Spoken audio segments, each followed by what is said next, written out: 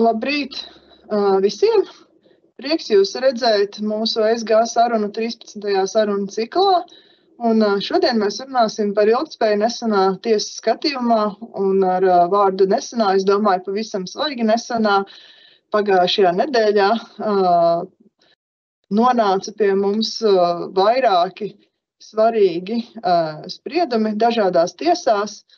Gan Latvijas Republikas Satversmes tiesā bija spriedums gan pirmdien, gan ceturtdien, gan arī Eiropas cilvēktiesību tiesas lielā palāta pieņēma 3 spriedumus ilgi gaidītās klimata lietās, kuras tika gaidītas tik ļoti, ka citās tiesu Eiropas cilvēktiesību tiesas lietas uz brīdi tika apturētas klimata lietās, lai sagaidītu tieši šīs lielās palātas spriedumus.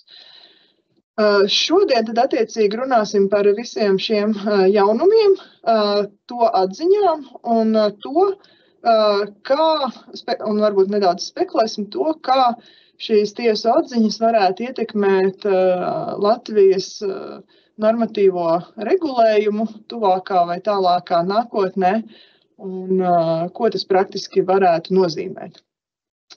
Šodien ar mums kopā ir 3 lieliskas ekspertas. Pirmā runātāja mums ir viešņa no Latvijas Republikas Tiesību sarga biroja, Alise Artamonova, kas ir Tiesību sarga biroja juridiskā padomniece sociālo, ekonomisko un kultūras tiesību nodaļā. Un Alise īpaši seko līdzi tai sazobei, kas ir starp kā miedarbojas bizness un cilvēktiesības. Un es zinu, ka Alisē ļoti interesē tas, kā šīs cilvēktiesības, ar kādiem rīkiem šīs cilvēktiesības tiek ievērotas arī visās biznesa vērtību ķēdēs. Nu, lūk, un Alise šodien mums pastāstīs, kā jau cilvēktiesību pārstāv par to, ko lēmusi Eiropas cilvēktiesību tiesa. Savukārt pēc Alises uzstāsies mana kolēģis Katrīne Pļaviņa-Mika, zvērināta advokāte, kura ir mūsu publisko tiesību speciāliste, ar īpašu specializāciju publiskajos iepirkumos, kā arī valsts tiesībās un interešu pārstāvībā. Katrīna Pļaviņa ir arī ar lielu pieredzi dažādu enerģētikas, tostarp arī zaļo enerģētikas projektu virzībā.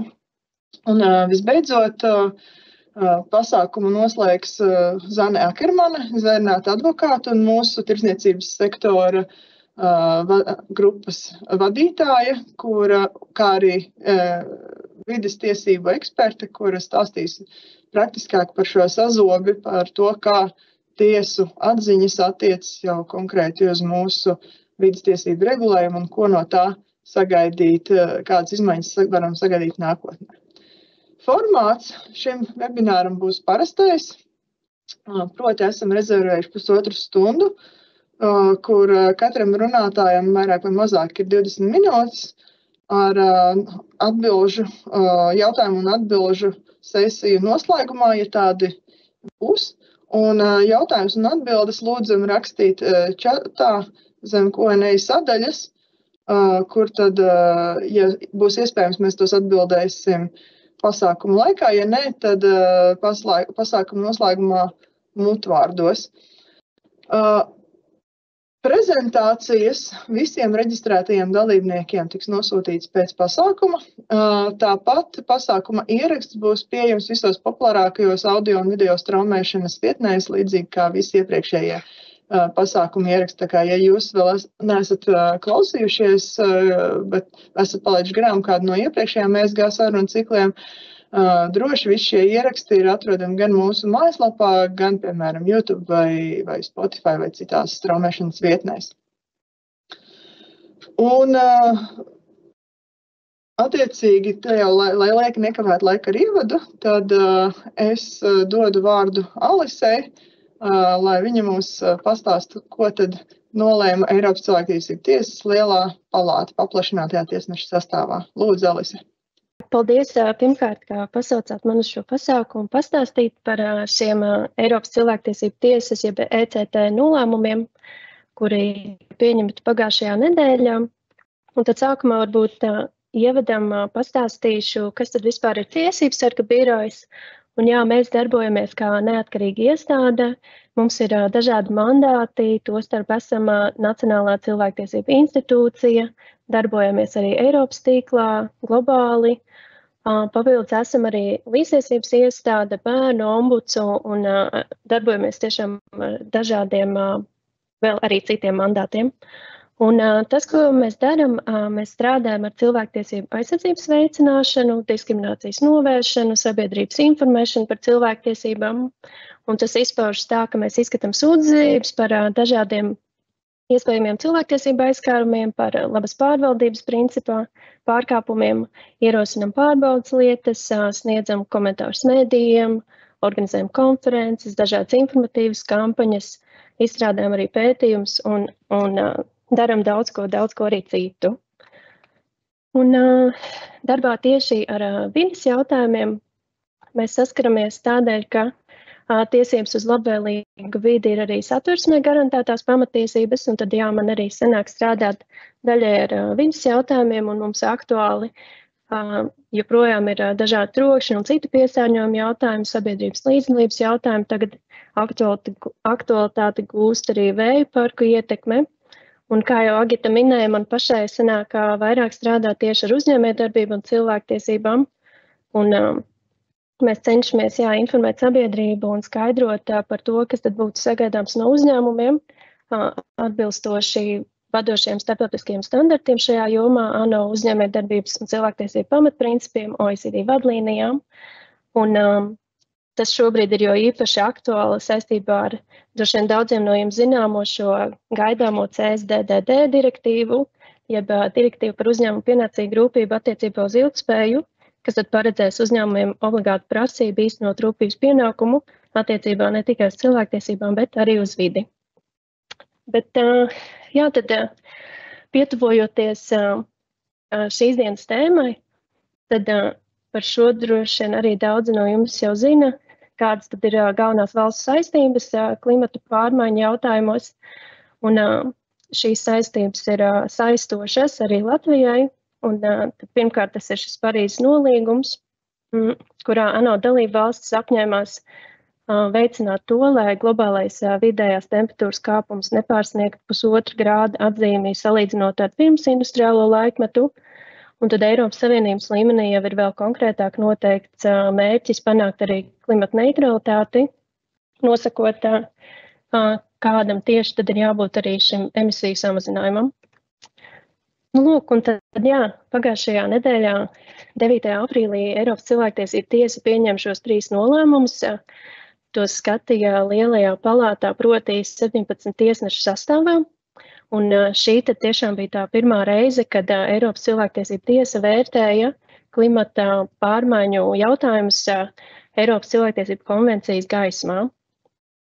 Un par vēršanos Eiropas cilvēktiesību tiesā ir svarīgi uzsvērt to, ka sākumā pieteicējiem ir jācenšas strīds atrisināt savā valstī, jo tā visa būtība slēpjas tajā, ka valstīm primāri ir jānodrošina cilvēktiesība aizsardzība caur savu tiesību sistēmu, un tad, ja pieteicējs izejot visas iespējamās instances, tomēr nav viņa prāt guvis atbilstošu atlīdzinājumu, un viņa izskatītā sūdzība nav bijusi izskatīta atbilstoši un cilvēktiesības nav aizsargātas, tad var doties uz šo Eiropas cilvēktiesību tiesu.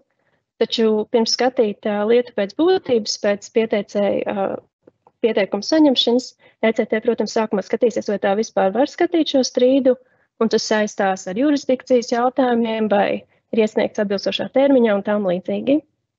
Un tad vēl papildus šeit ir svarīgi uzsvērt šo atšķirību starp varbūt citām atsevišķu valstu vietējām tiesām, ka ECT nepieļauj actio popularis, proti pieteikums vispārīgās sabiedrības interesēs. Un ir svarīgi konstatēt, ka ir pieteicējiem šis cietušā status, proti, ka ir individuāls aizskārums. Lūk, un tad konkrētāk jau par šīm 3 lietām. Sākšu ar šo lietu pret Franciju. kurā pieteicējs Karima kungs, francūzis, bijušais mazas Francijas ziemeļos esošas pilsētas mērs, šobrīd gan Eiropas parlamenta deputāts, sūdzējās par to, ka Francijas valsts nedara pietiekami, lai mazinātu klimatu pārmaiņu negatīvās sekas, un tādējādi Grandcinta, kura jau tā kā ir atzīta arī dažādos Francijas plānošanas dokumentos kā augsta riska zona, varētu aplūst. Un 2040. gadā arī viņa māja būs zem ūdens, un viņš norādīja arī to, ka šīs klimata pārmaiņas ir viņam izraisījušas astmu. Un, tad kā šis strīds tika skatīts pirms sešanās, ECT sākumā Karima kungs vērsās pie Republikas prezidenta, premjerministra, atbildīgā ministra, taču viņi nereaģēja uz Karima kunga bažām, un tādēļ tālāk pieteicējs vērsās šajā Conseil d'État, kas ir Francijas vietējā tiesa, un interesanti, ka viņš tajā vērsās gan kā indivīds, kuru tā kā personīgi skar klimata pārmaiņas, gan arī kā publiska persona, jeb mērs.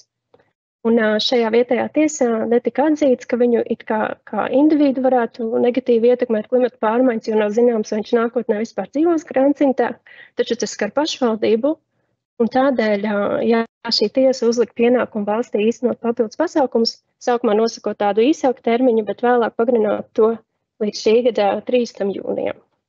Nu, lūk, un tajā pašā brīdī, tad pieteicējs vērsās arī ECT, un ECT secināja, ka tā nevar skatīt lietu, jo ir jābūt šim cietušā statusam, kurš šajā gadījumā nav konstatējums, un tāds galvenais iemesls bija tāds, ka Karima kungs kopš ir kļuvis par Eiropas parlamenta deputātu, vairs nedzīvo Francijā, bet dzīvo Briselē, kas tā kā ir normāli sagaidāms no Eiropas parlamenta deputātiem.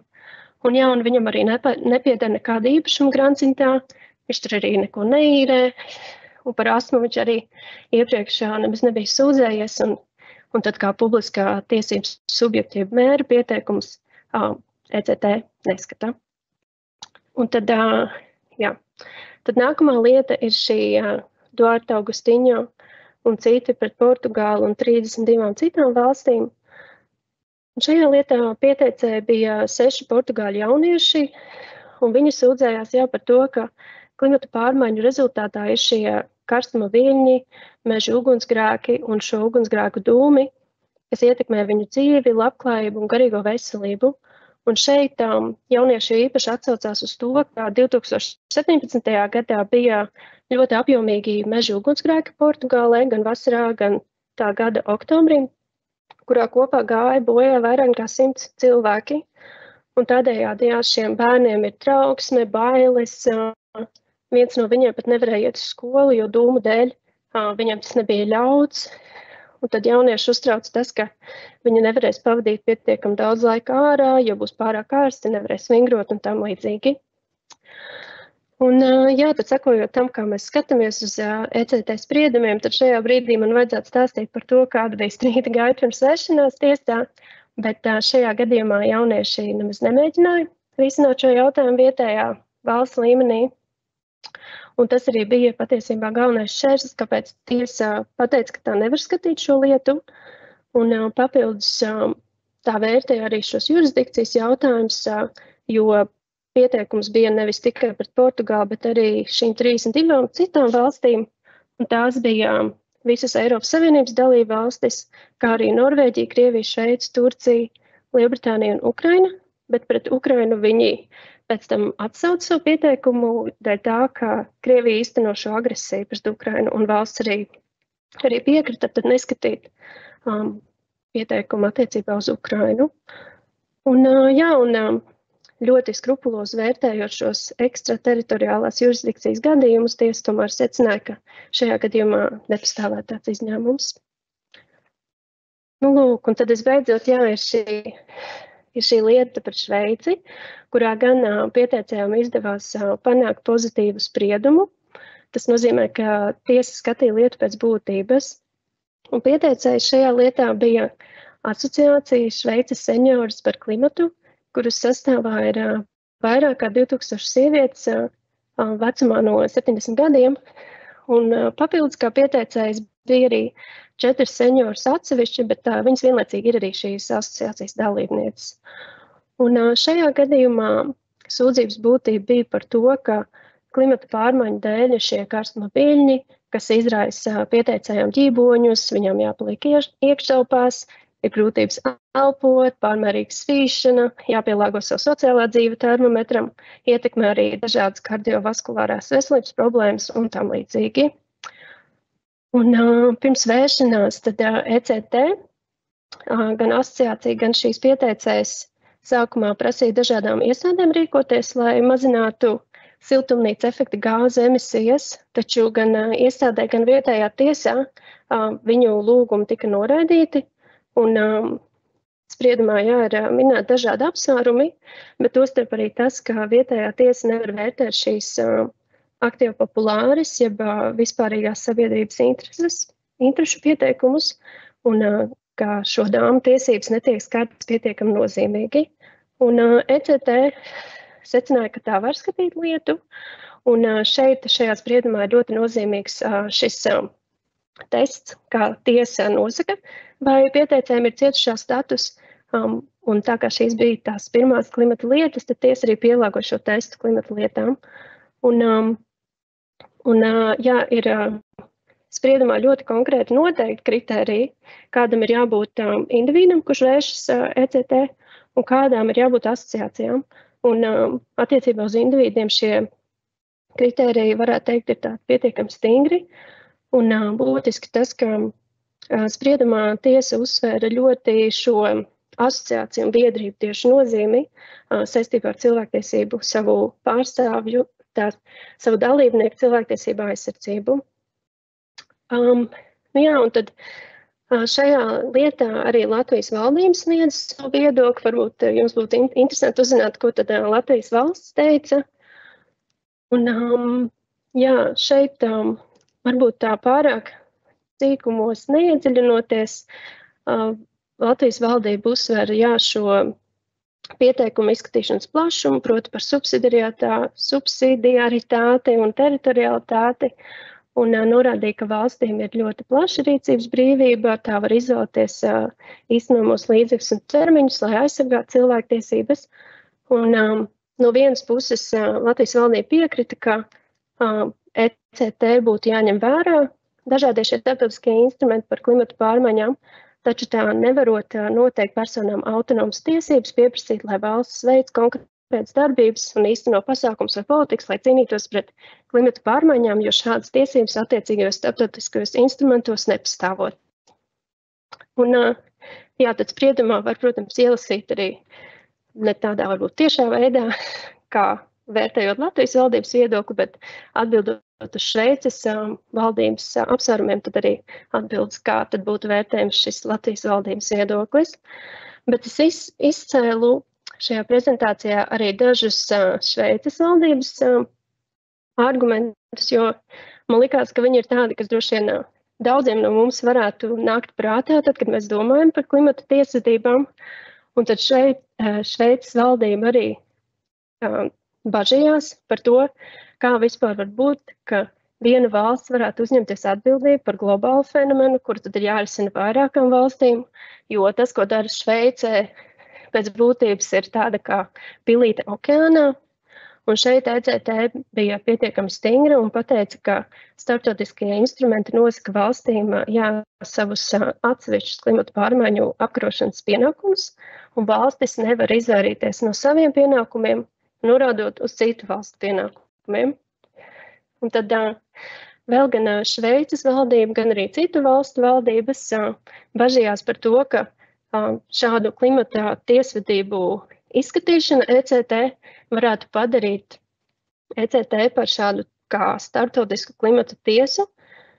Un arī attiecībā uz šo tiesu skaidroja, ka tā pārbauda tikai to, vai tiek ievērota konvencija, un tā nevar ignorēt zinātniskos pētījumus un pieaugušo starptautisko konsensu par to, ka klimata pārmaiņām ir šī kritiskā ietekme uz cilvēktiesībām.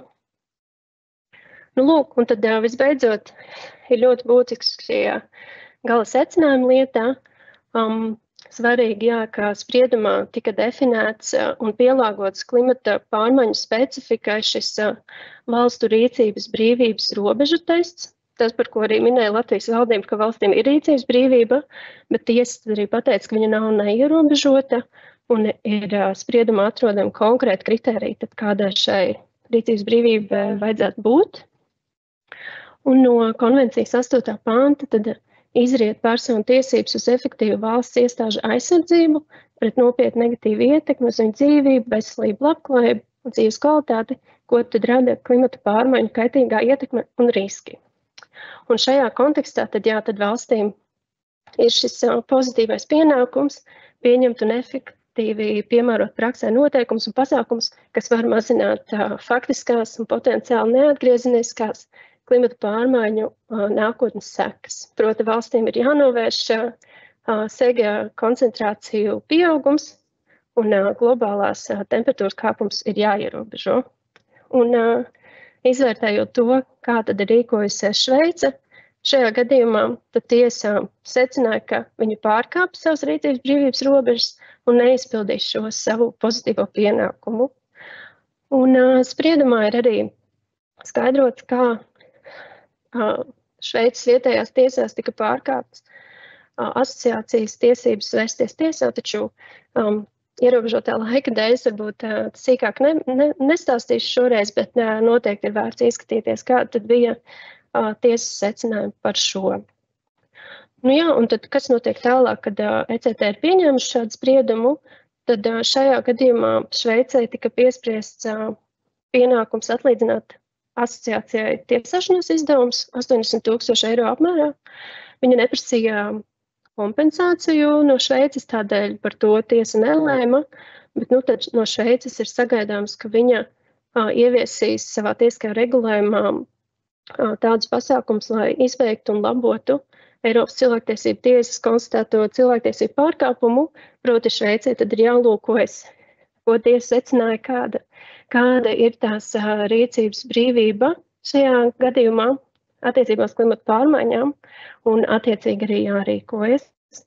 Nu, un kā arī Agita minēja, tad tiks skatīts arī iepriekš palātās apturētās tiesvedības. Un es domāju, ka visnotaļ ir sagaidāms, ka šīs klimata tiesvedības rezultāti ietekmēs arī citas valstis un organizācijas un pieteicējas, kas vēlēsies panākt pozitīvu rīcību no savām valstīm. Un, ja šobrīd var atrast dažādus rakstus par to, kāda ir šo lēmumu ietekme, un noteikti arī vietējā līmenī mēs tikai par to sāksim runāt. Jā, un tad prezentācijā ieliku arī vēl pāris saites, kur var palasīt cīkāk par šiem spriedumiem. Un tas no manis šodien viss. Liels paldies! Tad priecāšos paklausīties arī pārējās runātājas un piedalīties diskusijā. Paldies! Paldies, Alise! Ļoti vērtīgi, un es domāju, ka Latvijas atspoguļotā pozīcija nebija pārlieku liels pārsteigums, kā cenšoties laipot starp to, ka mums ir uzņemtas saistības, bet vienlaicīgi neatzīstot nekādus konkrētus pienākumus, un savukārt šīs atziņas varētu būt tieši interesantas tādā ziņā, ka Šveices izmērs varētu būt salīdzināms ar Latvijas izmēru un argumenti par to, ko viena valsts var darīt klimata pārmaiņu mazināšanai, attiecīgi varētu būt tieši tādā pašā veidā atspēkojama, kā tas bija attiecībā uz Šveici. Un tagad es došu vārdu savai kolēģei Zvērnāta advokātei Katrīnai Pļaņai-Mikai, kura mums sīkāk pastāstīs, ko tad Latvijas Republikas Satversmes tiesa ir runājusi par ilgtspēju un kādi kritēriji un apsvērumi ietilpst Satversmes tiesas definētajā, analizētajā ilgtspējas jēdzienā. Lūdzu. Labrīt!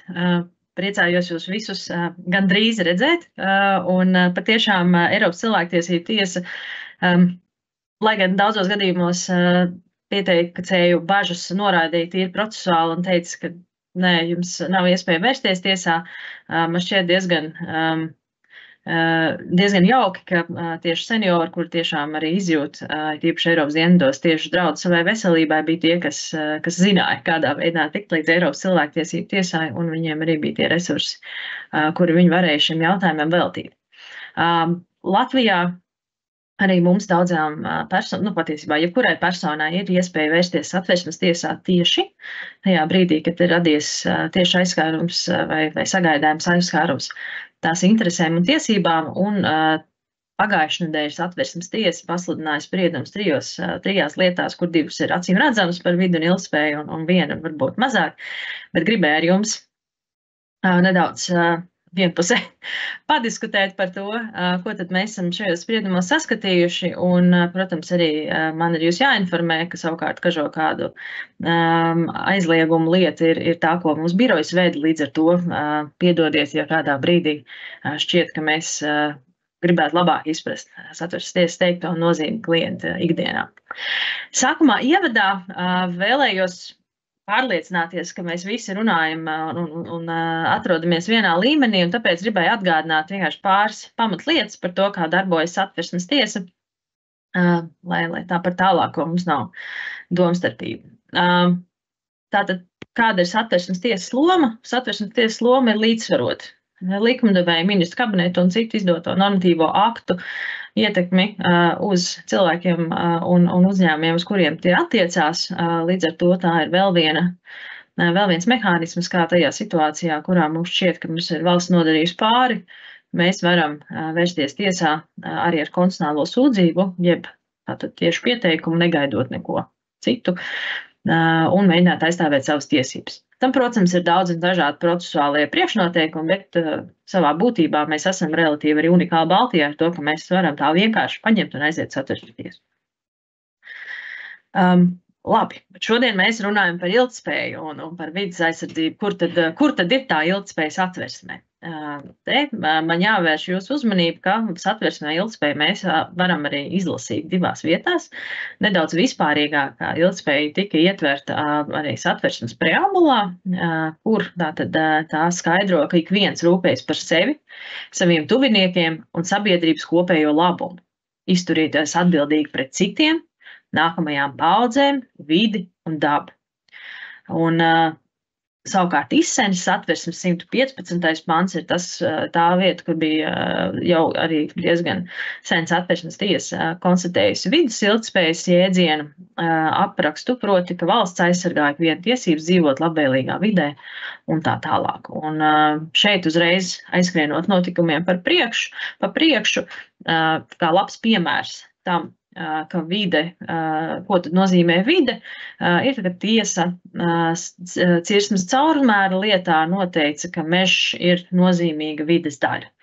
Un tādā veidā tātad aizgāja tālāk pa vides jautājumu analīzi, kur tad mēs apspriedīsim bišķiņ vēl.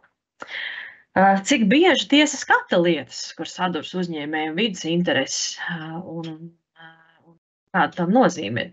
Jāsaka, iepriekš ilgtspējas jautājumi vairāk attīstījās tieši teritorijas plānojuma lietās. Tiem, kuriem mums bija viens no jautājumiem pirms webināra arī par šiem spriedumiem, manuprāt, labs ilustratīvs spriedums tam būtu tātad 11. gada spriedums par Rucavas teritorijas plānojumu vēja parku izbūves kontekstā. Iespējams, tur kāds cits ierādīs arī vēl kaut ko aktuālu.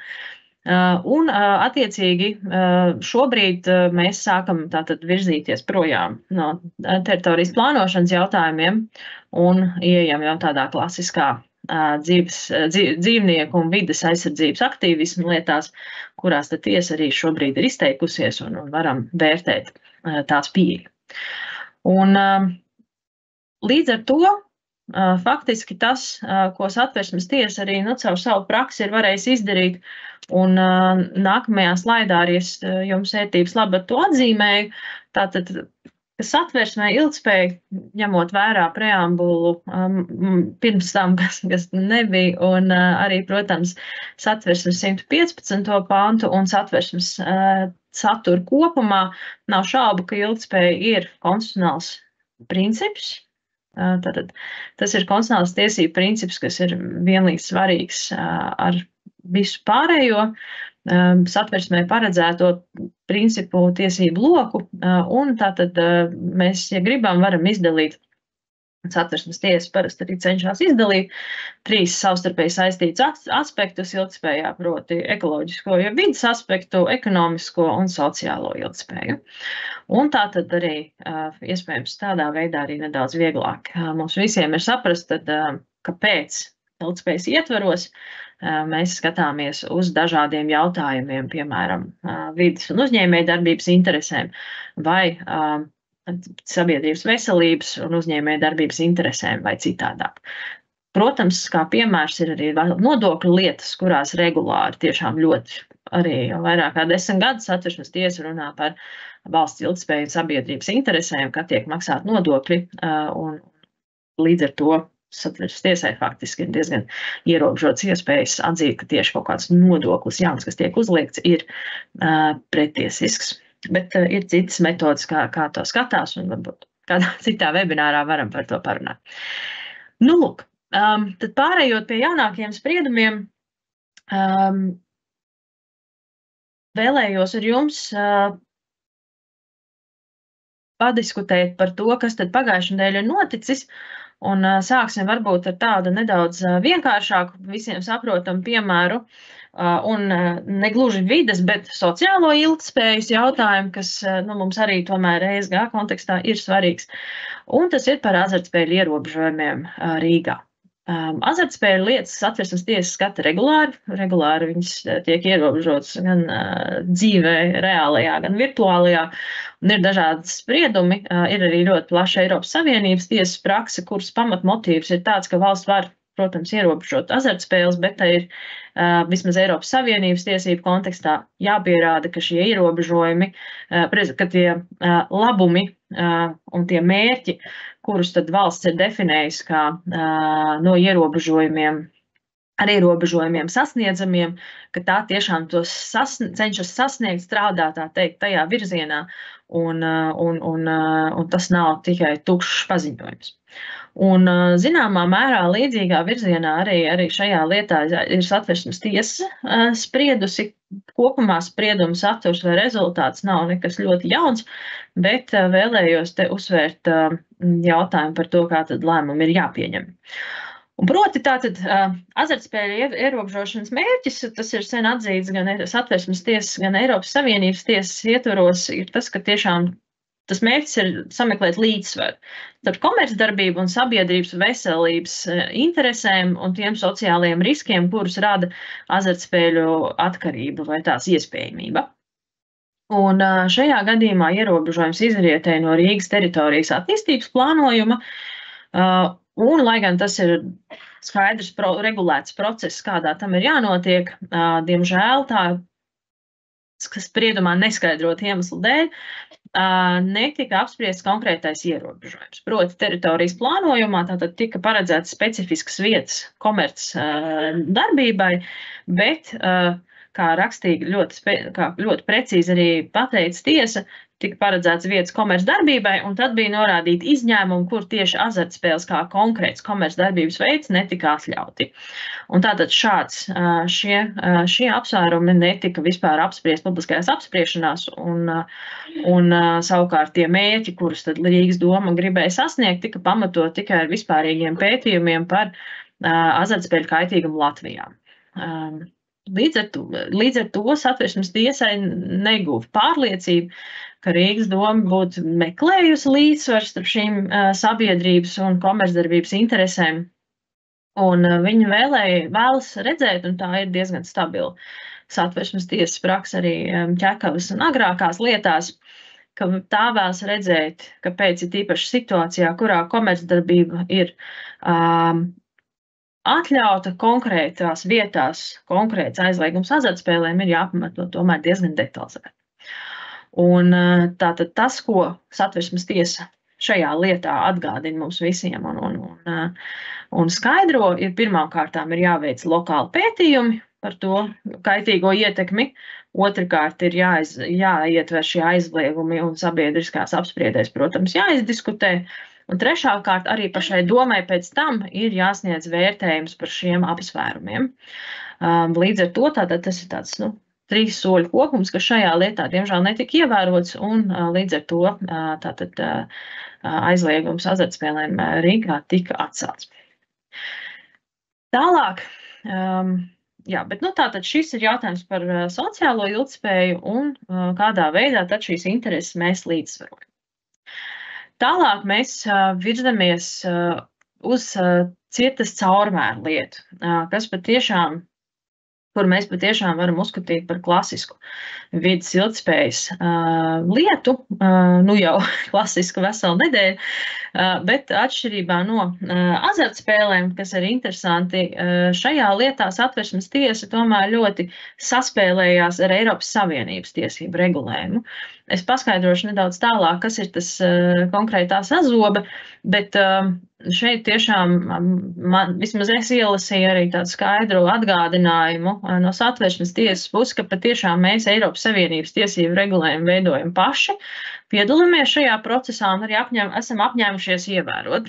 Vienlaikus šajā lietā ministru kabinets to bija tā kā piemirsis nedaudz. Un tas ir tas arī, kas būtībā to lietu izšķīra. Tad faktu līmenī lietas būtība ir sekojoša. Cirtas caurmērs ir noteikts lielums ministru kabineta noteikumos, kas kalpo par vienu no priekšnoteikumiem, uz kuru pamata izdot atļaujas koku ciršanai mežā. Tātad, ja jums ir mežs un jūs vēlaties kādā brīdī to cirst, jums ir jāsaņem atļauja. Tas nav atkarīgs tikai no jūsu vēlmēm. Un pēc grozījumiem, protams, ar jaunajiem cirtas caurmēriem, kas tātad atļāva apmēram 15 gadus jaunākus kokus cirst, tad šāds atļaujas tika saņemtas, joprojām bija spēkā arī tiesvedības laikā, un, protams, daļa no viņām tika arī īstenotas un koki nocirsti. Un, protams, arī nav noslēpums, ka cirtas caurmēram ir tieši ietekme uz cirsmas mežu un to attiecīgi to īpašnieku finansiālo vērtību. Līdz ar to arī tātad tam bija nozīme uzņēmumu finanšu datos. Lūk, Satversmes tiesa šo problēmu, kur tātad pieteicēji, šajā gadījumā vides organizācijas teica, ka cirtas caurmērs faktiski netika vērtēts un iespējams rada negatīvas sekas videi. Satversmes tiesa, kā arī pieteicēji to bija formulējuši, protams, tām piekļuva no vides ilgtspējas puses un Satversmes 115. panta, kur jau Visens vēl 2003. gadā ir tātad noteikusi, ka vides aizsardzības intereses valstī obligāti jāņem vērā tad, kad tiek izstrādātas politikas vai normatīvi akti, un tātad to mērķi. Un savukārt, ja valsts tiešām pieņem lēmums, kuriem var būt ietekme uz vidi, tad tiem jābūt saskaņā ar ilgtspējas principu. Valsts ir šis pienākums līdzsvarot sabiedrības labklājības, vides un ekonomikas intereses, ja tātad tas netiek vispusīgi izvērtēts vai pamatots, tas nav uzskatāms par ilgtspējīgu. Proti, arī šajā gadījumā tātad Satversmes tiesa mums atgādina, ka ilgtspējas jautājumi ir ļoti cieši un nesaraujami saistīti ar vispusīgu izvērtējumu un pamatojumu. Tālāk jau vairāk Satversmes tiesas pienesums lietā, kurš nebija varbūt vismaz kā no sprieduma lasās, nebija īpaši uzsvērts pieteikumā, ir jautājums par piesardzības principu. Proti, tas, ko Satversmes tiesa saka, tātad mums ir nevis tikai ilgtspējas princips, par ko mēs visu laiku domājam un atceramies, bet arī piesardzības princips tajās situācijās, kad mums ir runa tieši par vides jautājumiem. Un vides ilgtspējas kontekstā piesardzības princips saskaņā ar spriedumu ir tātad paredz 2 soļu rīcību jebkurā situācijā. Pirmkārtām, tas paskaidro, ka pierādīšanas pienākums situācijās, kad varētu būt negatīva ietekme uz vidi, ir tam, kurš plāno darbību vai pieņem lēmumu. Un otrkārt, darbība vai lēmums ir jāvērtē tā, kā var vispilnīgāk atklāt tās sekas. Tātad konkrētajā lietā ministru kabinetam bija pienākums pierādīt gan tiesai, gan sabiedrībai, ka lēmums negatīvi neietekmēs vidi. Un, protams, tam bija arī pienākums to izdarīt ar tādu vērtējumu, kas vispilnīgāk atklātu tās sekas. Un, protams, kas arī ir diezgan loģiski, līdz ar to Satversmes tiesa secināja, ka no šiem pienākumiem šajā gadījumā ministru kabinetam bija nepārprotams pozitīvs pienākums izvērtēt, apzināt un vērtēt negatīvās sekas videi pirms lēmums tiek pieņemts, kas, protams, nebija noticis šajā gadījumā. Tiem, kam ir interesi, noteikti apskatīties ministru kabineta sēdi pēdējo šajā jautājumā. Tur bija burvīgs kompromiss, kur varam tiešām arī kā kompetentā ministrija iebilda lēmumu pieņemšanai. Savukārt ministrs prezidents Kariņkungs tajā brīdī piedāvāja to, kas viņam šķita kā labs kompromiss, proti, ka lēmumu pieņemam un cirtas caurmēru samazinam, bet varamam 3 mēnešu laikā ir tātad jāiesniedz ietekmes uz vidi vērtējums. Tas bija ministra kabineta lēmums, kurš, tātad acīm redzam, mums ir pretējs tīpaši piesardzības principam un tātad arī ilgtspējai. Kas ir interesanti šajā lietā? Tātad praksē, protams, mēs skatāmies tieši uz to, ka mežu pamatnostādnēs cirsmas caurmēru samazināšana nebija paredzēta. Tātad politikas plānošanas fāzē šajā jautājumā īsti nekādu izvērtējumu nevarēja veikt, jo nebija šīs ieceres. Un attiecīgi ministrs kabinets tātad bija tas, kurš pavērsa visu stāstu citā gultnē, un tas arī bija tas brīdis, kad saskaņā ar likumu par ietekmi uz vides novērtējumu tam bija jāveic strateģisko izvērtējumu par ietekmi uz vidi. Un tas izriet arī no novērtējuma direktīvas, kas harmonizē ietekmes vidi novērtējumus Eiropas Savienībā. Kas man šķiet interesanti un varbūt, ko vērts ir paturēt prātā tiem uzņēmumiem, kuri domā, kādā veidā tad saņemt kompetentāko un vismazāk riskanto jautājumu par vidas ietekmi, noteikti jāņem vērā, ka šajā un arī īstenībā ūdeņlietā Satversmes tiesa ļoti rūpīgi skatījās uz valsts iestāžu sniegto informāciju. Cirtas caurmēru lietā tieši varams bija tas, kas ļoti skaidri iezīmēja negatīvās sekas videi, tātad, ka tiks mazināta bioloģiskā daudzveidība un aizsargājamo sugu un biotopu aizsardzība ārpus Eiropas nozīmes aizsargājumām dabas teritorijām. Bet arī šajā lietā Satversmes tiesa bija aicinājusi citus ekspertus izteikt viedokļus, un līdz ar to tad sanāca, ka tad bija tāda saspēle starp varam sniegto informāciju un nozares ekspertu vērtējumu par iespējamiem riskiem videi.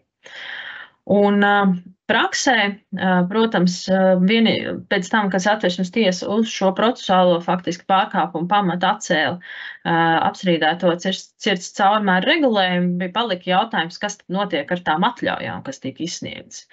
Jo meža īpašnieki teiktu, ka viņiem ir tiesiskā paļāvība uz to, ka tos kokus varēs cirst, un kā tad tās tagad būs, ka Satversmes tiesa ar atpakaļējošu spēku šīs atļaujas padara pretiesiskām. Šeit Satversmes tiesa ļoti skaidri teica, ka atļaujas ir jāceļ un norādīja juridisko ceļu, kā to darīt. Satversmes tiesai nebija vispār nekāda vēlēšanās pat analizēt situāciju, kurā tātad cirsmas atļaujas paliktu spēkā attiecībā uz cirtas caurmēru, kurš neatbilst Satversmei. Un mēs visi varējām lasīt arī Latvijas Finieru padomes priekšsēdētāja Biķa kunga viedokli pirms pāris dienām par to, ka līdz ar šo spriedumu ir jāpārstāj ticēt utopijai, ka vienā teritorijā būtu iespējams apvienot vides un saimnieciskās funkcijas. Mums arī joprojām ir aktuāls jautājums par vides aizsardzības radītu aprobežojumu tajās zemēs, kurām ir saimnieciska funkcija, un nav arī tātad nekāda kompensācija mehānisma. Protams, lai gan šis spriedums nerisina citas nozares problēmas, mums jāsaprot, ka šis spriedums cirtas caurmēru lietā ir tikai procesuāls. Viņš faktiski tātad pasaka, ka process nav ievērots un satur mājienu, ka iespējamo vides risku dēļ ilgtspējības un piesardzības principi diktētu ministru kabinetam cirstas caurmēru nemainīt. Bet, kā mēs varējām lasīt ziņās, tā nav Zemkopības ministrijas nostāja, un tātad, visdrīzāk šī diskusijas starp vides organizācijām un valdību vēl turpināsies. Bet tas, ko tiesa tiešām ir skaidri iedibinājusi, ir tas, ka tātad izvērtējumam ir obligāti jābūt, un faktiski, ja izvērtējums neeksistē, tad uz regulējumu paļauties nevajadzētu. Visbeidzot, pēdējā lieta pagājušajā nedēļā bija par aizliegumu no 2028. gada Latvijā audzēt dzīvniekus tikai kažokādu ieguvēju. Un varbūt neiedziļinoties tik ļoti lietas faktos, jo viss ir vienkārši, aizliegums tika pieņemts un viss, un tam ir tātad 5 gadu pārējais periods. Es vēlējos vērst jūsu uzmanību uz pāris lietām, kas varētu skart tieši lopkopības nozars, un arī mēģināt ar jums polemizēt, kā tad tas saskan ar cirts caurmēru lietu. Bez šābām spriedums ir vēsturisks. Tas arī ir redzams no sprieduma apjoma, proti Satversmes tiesa patiešām ieguldīja ļoti daudz laika un resursu, lai saprast, kādā veidā pamatot un kur varētu atrast dzīvnieku aizsardzības pienākumus Satversmē, kas, protams, arī viņuprāt izriet no vidas ilgtspējas principa un Satversmes tiesas spriedumā ir plaši izklāstīts. Savukārt uzņēmēju darbības pusē, ja pieteicējiem vairāk, protams, interesē, kā tad mēs atrodam to samēru, kā atrast līdzsvaru starp dzīvnieku aizsardzību un atkal šīm komercdarbības interesēm. Jāsaka, mūsu lasījums spriedumā secina, ka ir situācijas, kurās šo līdzsvaru meklēt īsti nav jēga tiesas ieskatā. Un tātad noteikti visi arī varējāt lasīt paziņojumos presē par to, ka tātad tiešām to ļoti skaisto citātu par to, kā mūsdienu sabiedrībā mēs vairs nevaram uztvert dzīvniekus kā īpašumu objektus, jo tie ir jutīgas būtnes, un mums ir īpaši ētisks pienākums viņus aizsargāt. Kas patiešām Satversmes tiesas rezumējumā tātad būtu tieši mūsu pienākums jutīgas būtnes pasargāt no nevajadzīgām ciešanām. Un tādā skatījumā arī tātad tālāk Satversmes tiesa šo lietu ir lēmusi. Jāatzīst, ka šeit gan būtu, manuprāt, bišķiņ saskatāma tāds, ko mēs saucam par tiesu aktīvismu, proti, ka lai gan bez šaubām arī šajā situācijā parlaments debatēja par dzīvnieku ciešanām un kopumā dzīvnieku audzēšanu tikai kažokādu ieguvēju kā amorālu uzvedību, tiesa iet tālāk. Un tiesa tātad runā par to, ka šajā gadījumā ka tiesa vairs netic labturības noteikumu nozīmei dzīvnieku ciešanu mazināšanā, jo Satversmes tiesas ieskatā tātad situācijā, kurā dzīvnieki tiek cietsirdīgi nogalināti vai pret viņiem notiek cietsirdīga izturēšanās, nekāda labturības noteikuma īsti to nevar atvieglot. Proti, tiesas ieskatā tātad nav cietsirdīgas izturēšanās gadījumā alternatīva nav. Lēls neko nevar darīt, ja, tai ir faktiski, manuprāt, no tiesas sprieduma izriet, ka tai faktiski ir jāizbeidz kāda cietsirdīga izturēšanās pret dzīvniekiem, pat ja tā ir līdz šim bijusi atļauta komercdarbība. Un otrs rakurs, protams, kā tiesas to skatās, tas nav tikai jautājums par dzīvnieku tiesībām, tas arī ir jautājums par mūsu tiesībām dzīvot labvēlīgā vidē. Un šeit Satversmes tiesa arī ir analizējusi valsts iestāžu sniegto informāciju par kaitējumu videi, ko konkrētās ūdeņu un lapsas audzēšanas nozars nodarot. Un arī šajā gadījumā tātad Satversmes tiesa saka, nē, mēs nekādā veidā arī neredzam problēmu, neredzam atrisinājumu situācijā, kurā tātad kaut kāda labturības prasības zvēru audzēšanai un turēšanai var risināt vides kaitējumu, ko šīs darbības rada. Kā piemēru, mēs varētu minēt arī jau Eiropas Savienībā iesniegtu pilsoņu iniciatīvu par aizliegumu turēt vistas sprostos. Un līdz ar to tad sanāk, ka no šī sprieduma arī šī iniciatīva Latvijā faktiski būtu tūlīt pat jāievieš likumā. Un es to saucu par tiesas aktīvismu, jo, ja jūs skatītos parlamenta debats par šiem jautājumiem, tad bez šaubām tur deputāti novilk ļoti stingru robežu starp to, kādā veidā mēs lopkopībā nodrošinām cilvēks ar dzīvnieku izcelsmes pārtiku, un tātad to, ka ūdens šai pārtikai lietots netiek. Savukārt, manuprāt, Eiropas Satversmes tiesa šo nošķīrumu īsti neturpina, bet aiziet tātad otrā virzienā, kur fokusējās uz dzīvnieku ciešanām, kuras būtu izbeidzams. Tas, kas varētu būt interesanti tiem uzņēmumiem, kuri darbojās piesārņojošo darbību regulējumu ietveros, ir jāatzīmē, ka arī ūdeļu un citu kažokzvēru audzētāju uzņēmumiem bija pienākums saņemt C kategorijas paziņojumu, un tātad arī šajā lietā Satversmes tiesas apraksta, kuru vides risku dēļ tātad šis piesārņojums bija regulēts maigākajā režīmā.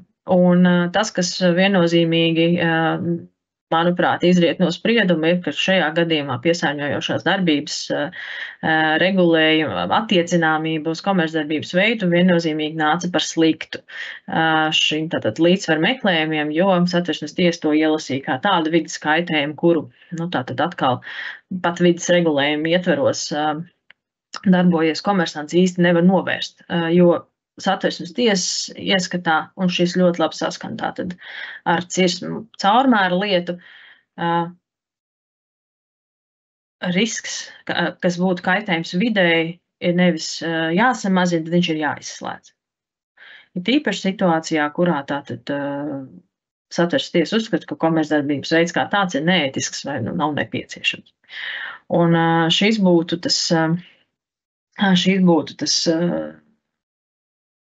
jautājums, kuru būtu liederīgi arī turpmāk Satversmes tiesas praksē attīstīt, lai saprastu, kā tad ir tiesu pieeja risku mazināšanai un kāds tad ir standarts vides jautājumos attiecībā uz to, vai vispār eksistē kaitējuma risks, kas būtu pieļaujams. Un, protams, uzņēmums vairāk interesē labi, pieņemsim, ka sabiedrības viedoklis ir mainījies un konkrētais komercdarbības veids vairs nav atbalstāms, lai gan 30 gadus tas tāds ir bijis, tad kāds tad ir tas līdzsvars, kas notiek ar šiem uzņēmumiem, kuri 30 gadus ir strādājuši nozarē saskaņā ar regulējumu. Satversmes tiesa šeit, diemžēl, vien vispārīgi paziņoja, ka 5 gados ir iespējams nopelnīt nepieciešamu atrauto peļņu un samazināt potenciālos zaudējumus, kā arī sagatavoties uzņēmumu pārorientācijai vai likvidācijai. Un, protams, jautājums bija nedaudz niansētāks un atdūrās par tiesas vērtējumu par Saeimas diskusiju kvalitāti un vai pārējais termiņi tiek pietiekami izvērtēti, bet, tātad skatoties uz Eiropas tendencēm tajās pašās nozarēs, Satversmes tiesa būtiski mazāk termiņu noteica kā tādu, kurš būtu pārējais termiņš jaunam regulējumam, kurš neprasa papildus mehānismus, piemēram, kompensācijas vai valsts atbalstus, lai konkrēto atbildību sadalīs starp sabiedrību, kas līdz šim tātad šo neētisko darbību ir atļāvusi, un uzņēmumu, kas no tā ir gūs labu. Rezumējot visu sacīto, gribēju jūs vērst jūsu uzmanību uz 6 secinājumiem vai varbūt pārdomām, kurām veltīt pārējo dienas daļu pēc webināra. Un pirmā lieta, protams, mums ir šķiet, ka dažās no šīm lietām, par kurām mēs runājām, ir tīpaši cietas caurmēra jautājumā kaut kur visi aizmirst par Eiropas Savienības tiesībām. Tā mums ir bijis gadījies iepriekšējā valdībā, bet ir jāatcerās, ka Eiropas Savienības tiesības joprojām vides jomā ir dominējošās. Līdz ar to, ja jūs paši vērtējat savus atbilstības kritērijus vai ir kaut kāds jebkurš juridisks jautājums, kas skar vides tiesības, ja jūs šajā vērtējumā neaptverat arī Eiropas Savienības tiesību jautājumu, tad visdrīzāk tur būs kļūda. Tā kā tas ir pirmais mājasdarbs, kas vienmēr ir jāatcerās. Joprojām nav skaidrs, vai pārtikas ieguve ir objektīvs iemesls dzīvnieku nonāvēšanai, proti, vai tas atbilst ilgtspējas principam. Līdz ar to tās būtu tās lietas, kuras iespējams turpmāk debatēs Saeimā un vēlāk arī nonāks Satversmes tiesas dienas kārtībā. Kā jau es minēju, lopkopības nozarē arī ir jābūt bišķi uzmanīgai, jo izskatās, ka labturības prasības nevarēs novērst kaitējumu videi. Tātad arī tur mums ir jādomā par vides mērķu sasniegšanu ātrāk nekā tie plānoti. Un arī piesārņojošās darbības likuma ietvaros vienalga varbūt par pamatu par šīs darbības aizliegumu. Tā kā arī tur es domāju, ka tiesiskā paļāvība varētu nebūt tik ilga, kā visi varētu cerēt. Un kas tad ir secinājumi tīpaši uzņēmumiem? Šeit, ja mēs salīdzinām azartspēļu lietu, cirsmu lietu un ūdeņu lietu, faktiski mums joprojām ir dažādi standarti regulējumi apspriešanai situācijās, kas saistās ar ilgtspēju un kur sadurās vairāk ilgtspējas elementi. Ja azartspēļu lietā tātad komersantiem netika dot iespēju apspriesties, tad savukārt ūdeņu lietā, kā arī skaidri rakstīts spriedumā, neviens netaisījās ūdeļu turētājs aicināt uz diskusijām Saeimā, un viņi paši atspēra durvis vaļā un mēģināja tad vismaz pastāstīt par to, ko viņi dara un par savu pienesumu tautsaimniecībai. Satversmes tiesa klasiski teica, ja jau jūs tās durvis atspērāt vaļā, tad jau Saeima ir jūs dzirdējusi. Un tas ir tāda mūžīgā dilēma, ja? vai tad tiešām mums atkal ir jāizdara secinājums, ka labāk tad nepiedalīties apspriedēs uzņēmumiem un pēc tam tiesiskiem instrumentiem mēģināt panākt regulējumu atcelšanu.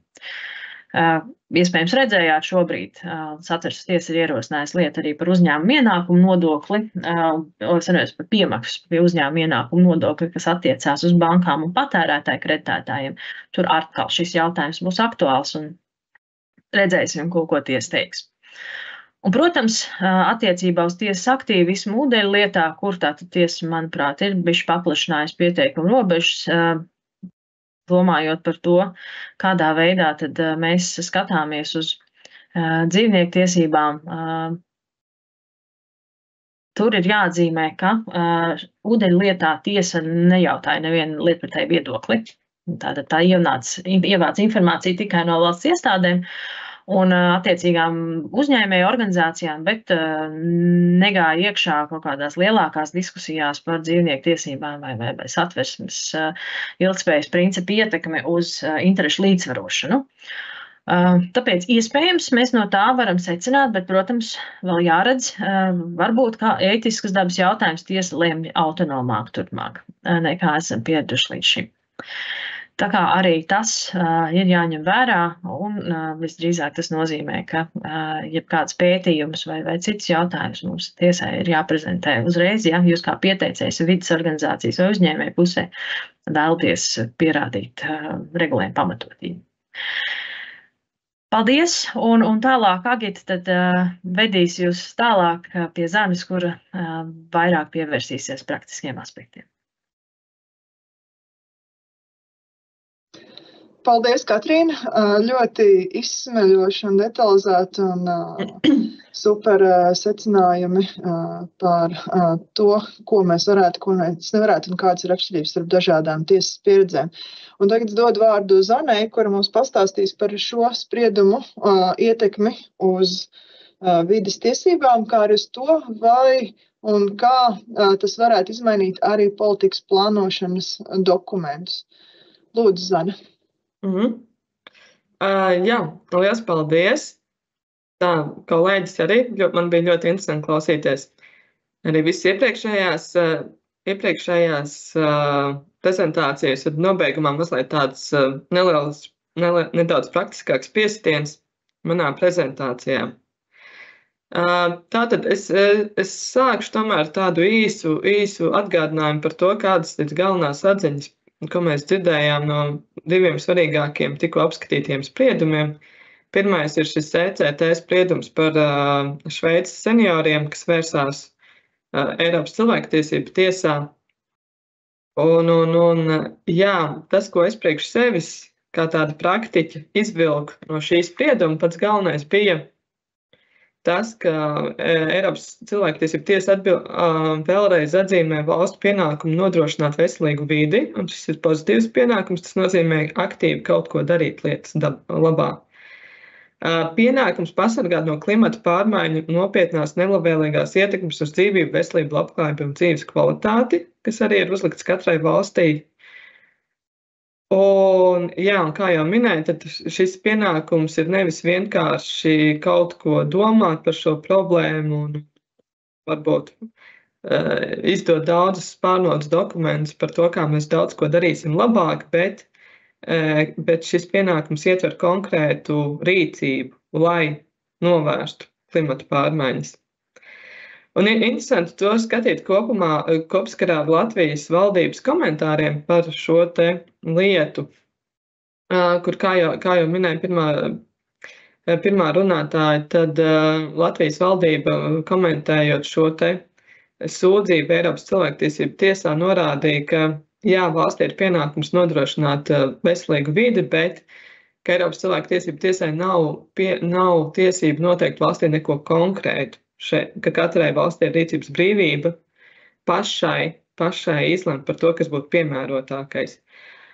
Un Eiropas cilvēktiesību tiesa faktiski tam nepiekrita, jo neiedziļinoties Šveices tiesību detaļās, tas, ko Eiropas cilvēktiesību tiesa norādīja un kam ir diezgan tālajošas sekas, ir tas, ka Eiropas cilvēktiesību tiesa tiešām izvērtēja tā konkrētās Šveices tiesību normas un secināja, atrada nepilnības regulējumā, respektīvi likuma robus, norādīja arī uz to, ka regulējums nebija ka Šveices valdība nebija gana laicīgi rīkojusies, tā ka Šveices valdība kaut ko bija darījusi, bet ka tās nebija izlēmīgas un konkrētas lietas. Un kas vēl bija jau pavisam konkrēti, ka valsts nespēja ievērot piemērojamos emisiju mērķus, kas tai bija nosprausti. Un šeit ir jārunā arī par Latviju, jo arī Latvijai vismaz līdz šim ar emisiju ievērošanas mērķiem, ko uzliek Eiropas Savienības regulējums, kas ir diezgan konkrēts šajā jomā, līdz šim nav veicies diezgan labi. Attiecīgi šis varētu būt arī jūtīgs punkts Latvijai, un jautājums, kā mūsu valsts to risinās. Par to mazliet arī tālāk. Savukārt, turpinot un runājot tālāk par Satversmes tiesas spriedumu par cirtas caurmēru, tad man priekš sevis interesantākās lietas likās šādas. Lēmumiem par vidi ir jābūt saskaņā ar ilgtspējas principu, vispusīgi izvērtātiem, līdzsvarojot sabiedrības labklājības, vides un ekonomikas intereses. Tas nozīmē, ka lēmumi, kas skar vidi, prasa speciālu izvērtējumu. Faktiski man lasot šo spriedumu bija redzams, ka lielākā problēma, kas Satversmes tiesai ir ar šo normu, ir tas, ka nav veikts pietiekams izvērtējums, nav uzklausīti eksperti. Un tas nozīmē, ka vides ekspertu loma visdrīzāk tikai pieaugs šajā lietā vai šādos te ar vidi saistītos lēmumos. Nākamais punkts, ko atzīmē Satversmes tiesa, bija tāds, ka jāievēro piesardzības princips. Pirms plānotās darbības jāapzina un jāizvērtē visas iespējamās negatīvās sekas. Jau atkal tas uzliek tādu diezgan augstu latiņu šai analīzē, kas ir nepieciešama šādu te likumu vai jebkuru citu regulējumu pieņemšanas procesā. Un kas vēl bija interesanti, ka normatīvā akta izstrādes procesā ir jāņem vērā politikas plānošanas dokumentā noteikti attīstības virzieni un politikas mērķi. Nezinu, kā jums klausītāji, bet vismaz cik pat esmu saskārusies stratēģijas un mērķi un politikas plānošanas dokumenti parasti ir ļoti, parasti šie dokumenti ir tāds mīkslis ar tādām konkrētām lietām, kas būtu jādara, kas mīs ar tādām diezgan gaisīgām frāzēm, kā veicināt, attīstīt, uzlabot, censties un tā tālāk. Un faktiski šis spriedums arī šīm te spārnotajām frāzēm jau pieliek mazliet lielāku svaru, jo ko nozīmē veicināt, piemēram, labvēlīgu vidi. Ja plānošanas dokumentā ir ielikta šāda te frāze, tad tas nozīmē, ka Satversmes tiesa var apskatīties uz normu, apskatīties plānošanas dokumentu un pateikt, piemēram, teorētiski šis konkrētais regulējums neveicina mums labvēlīgu vidi, jo ABC. Un, jā, tas man likās ļoti interesants moments. Skatīsimies, kāda tam būs ietekme uz likuma pieņemšanas procesu, bet to katrā gadījumā es paturēšu prātā. Un pēdējais tāds svarīgais mirklis bija pieņemot normas, kas paredz darbības, kurām var būt ietekme uz vidi, vispirms ir veicams strateģiskais novērtējums. Šeit gan jāmin, ka tas vairāk ir uzsvars uz tādām normām, kas paredz būtisku ietekmi uz vidi. Un, kā jau to norādīja arī mana kolēģe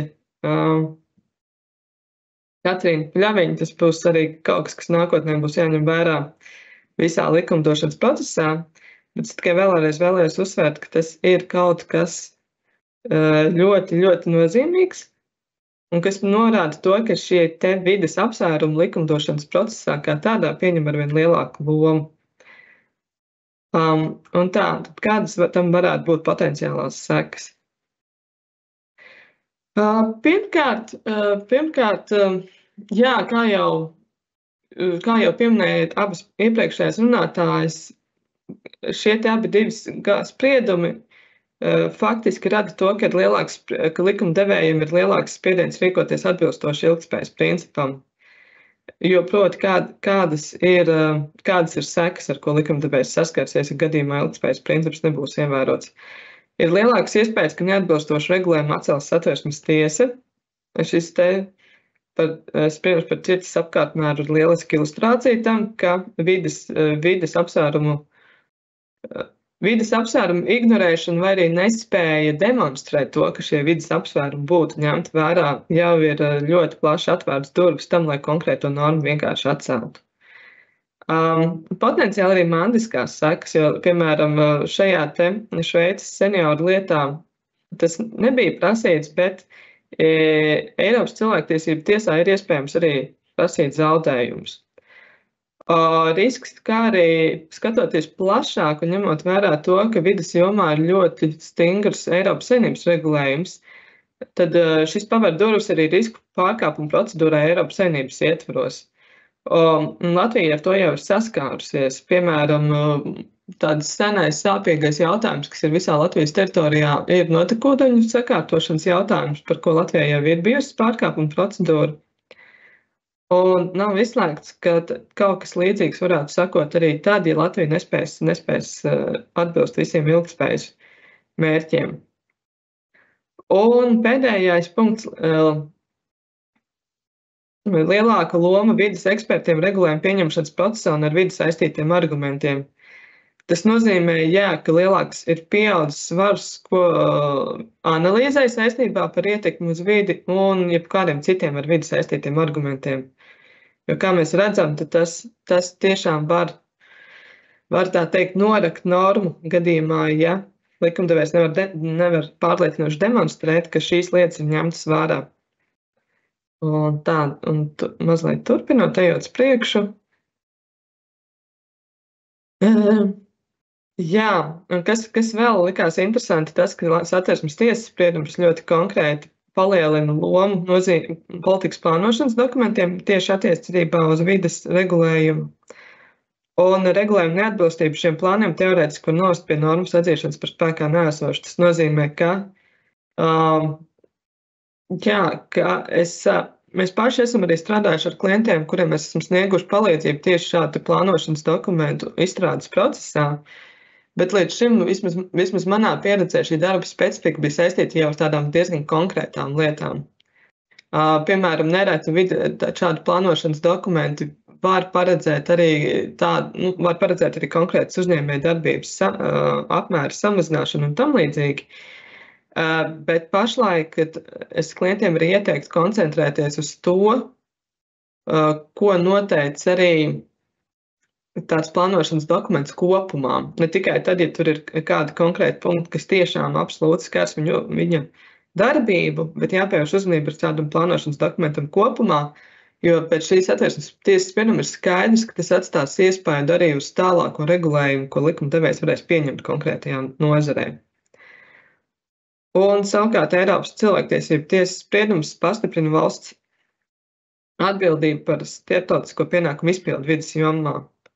Kā jau minēja iepriekšējais runātājs, pienākums aktīvi rīkoties un darīt to laicīgi. Un tas nozīmē, ka valstī šis risks par neatbilstību tikai palielinās. Un tā. Jā, un mazliet tuvāk jau pie mājām. Tātad, kādi ir tādi nozīmīgākie tiesību akti, ko šie abi spriedumi potenciāli varētu ietekmēt? Lasot spriedumus un skatoties kopumā, skaidrs, protams, ka Satversmes tiesas spriedums pavisam konkrēti ietekmē šos noteikumus, kas tiek atzīti par neatbilstošiem Satversmei. Bet skatoties plašāk, tā konkrēti nav neviena likuma vai regulējuma Latvijas tiesībās, ko konkrēti šie spriedumi pašlaik šodien ietekmētu, bet ko potenciāli kādus likumus varētu ietekmēt, kas varētu vēl mainīties šo spriedumu gaismā. Pirmais tāds likums, kas nāk prātā, ir klimata likums. Tas pašlaik ir projekta stadijā. Un klimata likums jau ir piedzīvojis savu daļu kritikas no dažādām iesaistītajām pusēm, gan no uzņēmējiem, gan no privātajiem uzņēmumiem, gan valsts uzņēmumiem. Piemēram, Nexus ir arī diezgan plaši komentējis klimata likumu un saskatījis tajā diezgan nozīmīgas pretrunas. Tāpēc likums, manuprāt, lai arī tam jau bija jābūt, lai arī sākotnēji bija plānots, kurš šobrīd tas jau būs pieņemts, realistiski izskatās, ka tas vēl labu laiku būs šajā projekta stadijā un apspriedes par to turpinās. Tātad klimata likums galvenokārt nosaka virkni ar emisiju samazināšanas mērķiem dažādās jomās. Īpaši, piemēram, transporta nozara, lauksaimniecība un tam līdzīgi. Tur ir noteikti konkrēti emisiju samazināšanas mērķi, kas šajā nozarē ir jāsasniedz. Šeit gan jāatzīst, viena no šī likuma kritikām ir par to, ka šie mērķi tiek noteikti bez konkrētiem mehānismiem. Un te man ir jāpiekrīt, jo likums patiešām vienkārši pasaka, ka mūsu emisiju samazināšanas mērķis ir šāds un šāds. Šo veido šādas un šādas komponentes, bet mehānisms, kā to panākt, vēl nav pat noteikts. Pienākumu dažādu nozaru operatoriem veikt emisiju monitoringu. Tas, uz ko ļoti, ļoti virzās šis klimata likums, un es nezinu, vai es esmu pilnībā apmierināta ar šādu te virzienu, ir tas, ka ļoti liels uzsvars tiek likts uz tieši uzņēmējiem. Cik smagi šie pienākumi būs, vēl nav zināms, jo klimata likums arī nosaka ļoti plašu deleģējumu ministru kabinetam pieņemt virkni ar noteikumiem saistībā ar siltumnīca efekta gāzes emisiju samazināšanu, oglekļa dioksīda piesaisti, kā arī pielāgošanos klimata pārmaiņām. Attiecīgi, jā, klimata likums pašlaik nosaka mērķus, bet kā šos mērķus sasniegt, faktiski ir atstāts ministru kabineta ziņā. Un vismaz pagaidām tā, kā tas ir uzrakstīts, izskatās, ka mūs gaida tādi kā regulējumi plūdi ar daudziem ļoti detalizētiem ministru kabineta noteikumiem konkrētās gan nozarēs. Tā, un turpinot, jā, otrs lielais vairs ne likums, bet politikas plānošanas dokuments ir Nacionālais enerģētikas un klimata plāns 21. līdz 30. gadam, lai arī plāns ir pieņemts jau 20. gadā, tas joprojām tiek aktualizēts. Pēc pēdējās varam informācijas ir plānots, ka šī gala aktualizācija būs pabeigta šī gada vasarā. Plāns, kā paši varam to aprakst, ir ceļa kārta klimata un enerģētikas mērķu sasniegšanā līdz 30. gadam. Un skaidrs, ka pēc minētās Satversmes tiesas sprieduma faktiski šī plāna nozīme pieaug, jo, lai arī plāns pats nav tieši piemērojams, tādā nozīmē, ka plāns tas nav kā likums, tomēr visam regulējumam, kas tiek pieņemts šajā jomā, respektīvi, kas ir enerģētika un ar klimatu pārmaiņām saistītie jautājumi,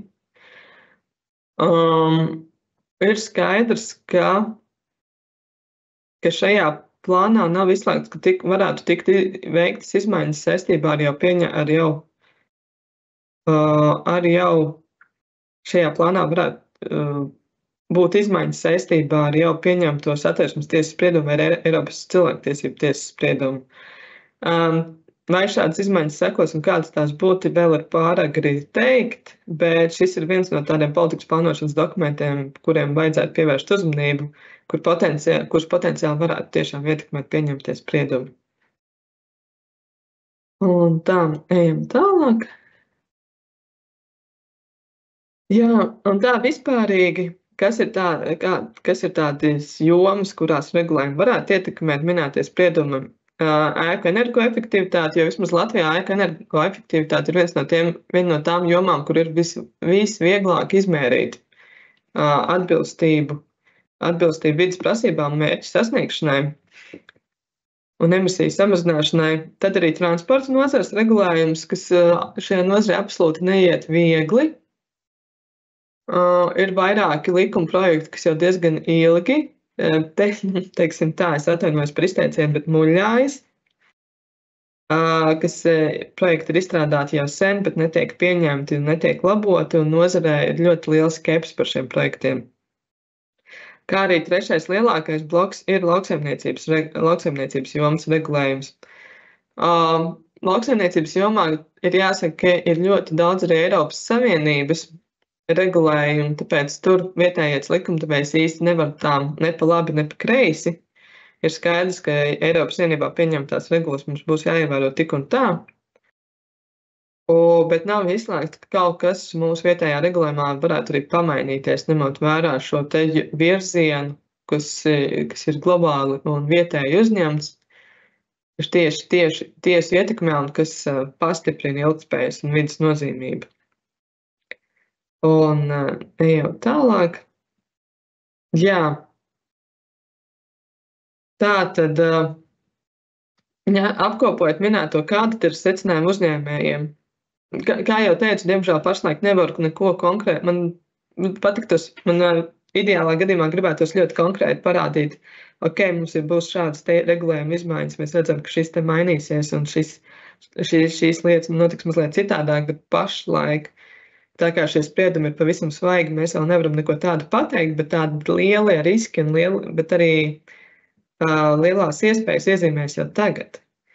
Riski, ko es saskatu, ir tas, ka tā kā tiesas praksa ir uzlikusi lielāku uzsvaru uz šiem vidas mērķiem, piemēram, Eiropas cilvēktiesību tiesa ir pateikusi, ka Šveice ir vainīga, jo Šveices regulējumā bija robi, tad kā valsts sev var aizsargāt, piemēram, no šāda atzinuma, ir pateikt, ka ir pieņemt stingrāku regulējumu, rūpēties par to, lai valstīm nevar pārmest kaut ko, ka regulējums nav pietiekami visaptverošs vai pietiekami stingrs šajos jautājumos. Un ko tas nozīmē tas, ka vides mērķu, ka varētu notikt tas, ka vides mērķi tiktu lielā mērā pārlikt uz uzņēmējiem. Mēs esam redzējuši to dažādās citos vides jautājumos, kur objektīvi raugoties būtu jāregulē, ir problēmas, ko būtu jātiek galā valsts un pašvaldību līmenī. Piemēram, tas, ka mēs paši esam saskārušies praksē, šis pats nelaimīgais notekūdeņu jautājums un notekūdeņu sistēmu jautājums, kur, diemžēl, lielāks uzsvars ir uzlikts uz uzņēmēju pleciem, kaut arī ir gana daudz pienākumu, ko mēs redzam, kas būtu arī valsts un pašvaldību pusē. Nākamais regulējuma plūds saistībā ar vides mērķiem un dažādiem citiem vides un ilgtspējas aspektiem. Un ko tas nozīmē, par ko es mazliet baidos, ka būs liels daudzums regulējumu.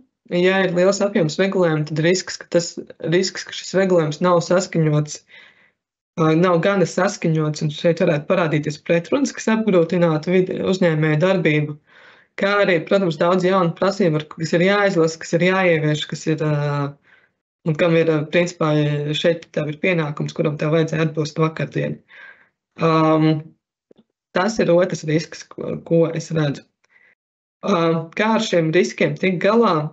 Protams, pievērst lielāku uzmanību, turēt rokas pulsu un sekot līdzi likuma izmaiņām, kā arī izmantot savas iespējas, sniegt komentārus un iebildumus, un kā arī atkarībā, protams, no konkrētā regulējuma, konkrētās nozares, vai nu pašiem, vai caur asociācijām, vai izmantojot citus līdzekļus, darīt visu iespējamo, lai jūsu balsi likumdevējs tiešām sadzirdētu. Un tā, turpinot, jā, bet viss ir melns, gribētu pabeigt uz pozitīvas nots. Šajā ziņā tomēr saskat arī iespējas. Pirmkārt, vēl šīs te vides faktoru svarīgums nozīmē, ka vēl viens diezgan nozīmīgs durvis regulējuma apstrīdēšanai. Tātad gadījumā, ja jūsu uzņēmējdarbība ir saistīta ar lietām, kur jums varbūt tieši traucē normas, kas neatbilst ilgtspējai vai vidas tiesībām, tad šīs ir vēl viens diezgan spēcīgs arguments un ierocis, ko Satversmes tiesa ir ielikusi jūsu rokās, ko var izmantot, lai apstrīdētu šādas normas. Kā arī, un to mēs vairāk redzam lauksaimniecības jomā, bet es domāju, ka tas sekos arī citur, potenciāls lielākam atbalstam ilgtspējīgiem uzņēmumiem no Eiropas Savienības vai valsts puses. Respektīvi, protams, mums likumdevējiem patīk izmantot rungas stratēģiju, bet daudzās jomās seko arī burkāns. Un kā mēs to redzam, piemēram, lauksaimniecības jomā, ka vismaz Eiropas Savienības plānos ir mērķi sniegt atbalstu tās lauksaimniekiem, kas atbilst ilgtspējai un ievēro vides tiesības. Attiecīgi, jūsu uzņēmēja darbībā ir šāds virziens, tad šeit pilnīgi noteikti saskatīt vairākas iespējas. Un tas īsumā no manas puses arī ir viss. Jā, un ja ir kādi jautājumi, tad droši, pašlaik ir labs brīdis.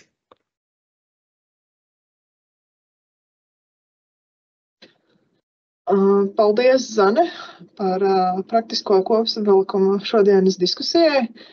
Pēdējais brīdis ir uzdot jautājumus, taču, ja tādu šobrīd nav, vai kamēr jūs mums vēl domājat, tad es īsumā gribēju pateikt paldies visiem klausītājiem, kā arī, kā jau izskanēja no kolēģu minētā, tad ilgtspējas regulējums paver ne tikai papildus varbūt ierobežojumus vai trūkumus, bet arī iespējas savas konkrētspējas palielināšanai. Un tāpēc šis varētu būt īstais brīdis tiem, kas to vēl nav sākuši darīt, tad apdomāt, vai jūsu uzņēmumā ir ilgtspējas stratēģija un kā šī stratēģija saiet kopā ar biznesa stratēģiju, kādus mērķus jūs izvirzīsiet un kādus datus jūs savāksiet, lai varētu prezentēt tos nepieciešamības gadījumā, tad, ja tas kaut kas no tā būtu jums vajadzīgs vai nebūtu vajadzīgs. Savukārt, ja turot roku uz pulsa, kā Zane teica, jūs redzat dažādus likumdošanas iniciatīvas, kas nāk un ir labvēlīgas vai netik labvēlīgas, tad vienmēr ir vērts pārdomāt vai caur asociācijām vai konsultantiem nevajag izmantot kādu interešu pārstāvības pakalpojumu, lai jūsu balss tiktu sadzirdēt un ņemtu vērā arī kādos strateģiski nozīmīgos jautājumos. Šis no mūsu puses, jautājumu, es saprotu, ka ir par notekūdeņu, piemēram, jautājums, varbūt Zane vari mutiski to atbildēt, pirms mēs noslēdzam, un Zane, es tev tad dod vārdu un slēdz mikrofonu iekšā. Jā, pavisam īsi. Latvijā bija pārkāpuma procedūra par to, ka tad lielā problēma, kas ir Latvijā, ir tas, ka mūsu lielās notekūdeņu attīrīšanas iekārtas, kas respektīvi ir tas pēdējais līmenis pirms notekūdeņi tiek novadīti vidē, nespēja nodrošināt īsti to, ka mums notekūdeņi atbilst visām piemērojumām vidas prasībām. Par to ir bijusi arī uzsākta pārkāpuma procedūra. Ja ir nepieciešams konkrētāk, tad jūs varat arī atsūtīt e-pastu, un es jums varu nosūtīt vairāk materiālu par šo. Bet jā, un tas, ko mēs arī redzam, mēs esam pārstāvējuši vairākus klientus, kuriem ir bijušas šādas problēmas. Tas, ko mēs redzam no otras puses, ir tas, ka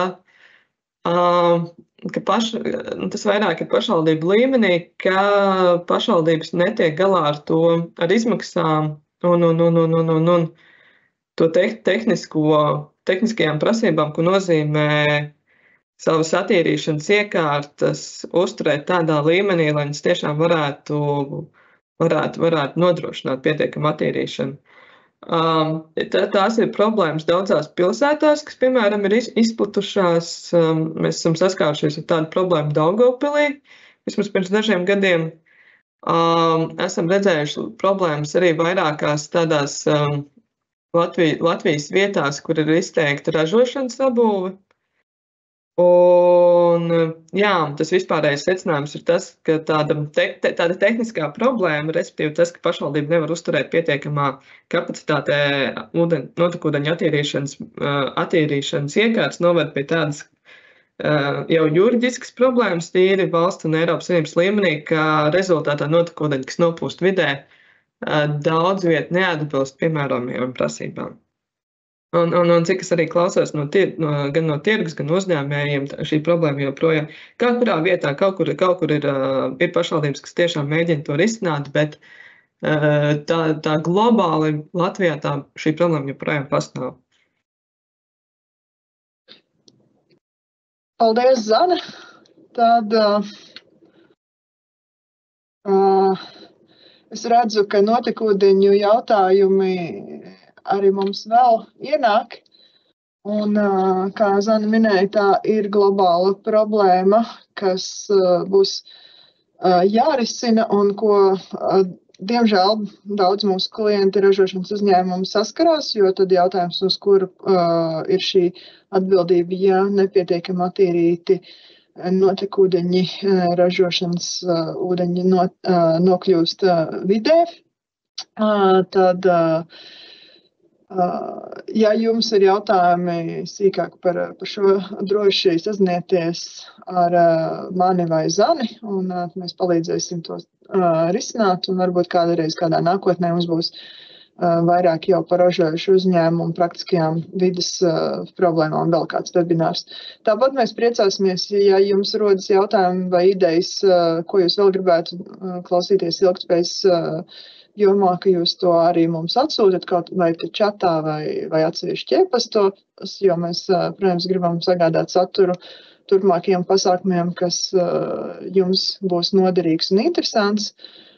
Un, ja vairāk jautājumu nav, tad mēs jums visi sakam lielu paldies par uzmanību un tiekamies kādā nākamajā pasākumā, vai nu tas būs ESG sarunu cikla turpinājumā jau maijā, vai arī kāds tuvāks pasākums, piemēram, pēc 2 dienām ar kolēģiem runāsim par jauno regulējumu, jauno šķirētiesu topošo regulējumu, vai vēl dažas dienas vēlāk par tādiem arī ilgtspējas viedokļu būtiskiem jautājumiem, kā uzņēmumu un valdes locekļu personīgās reputācijas aizsardzības jautājumiem. Tātad liels paldies par uzmanību un sakam paldies līdz nākamajai reizei.